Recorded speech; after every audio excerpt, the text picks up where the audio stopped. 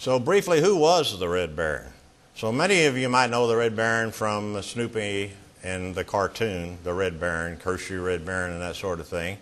Now others may just know it was Manfred von Richthofen, and he was born in 1892. He only got to be 25 years old and actually died in 1918. He was born in Kleinburg, Silesia in 1892, as I said, known as the Baron. He had 80 confirmed victories in World War I. That's more than any other pilot in the war. He became an observer, first of all, because he was worried about the war being over, and he wanted to make sure he got in the air, and so he became an observer first and flew the Albatross B-2 aircraft, as you can see in the upper right corner. And then he finally became a pilot and flew the Albatross C-3.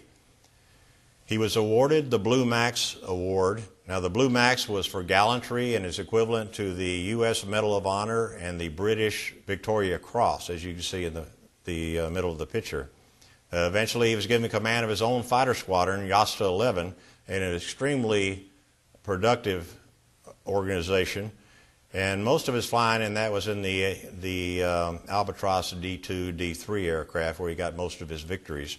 And later on, he was given command of his own flying circus. And the reason why they called it flying circus is because they used colored airplanes to distinguish their members of the organization. And they became known as a flying circus because they traveled a lot to get close to the front, to stay close to the enemy so they could attack when the aircraft launched. And his last 17 victories, of course, were in the airplane most of us are aware of, that he flew the famous DR-1 triplane. These are some of the awards that he got within his mere 25 years of age, quite substantial.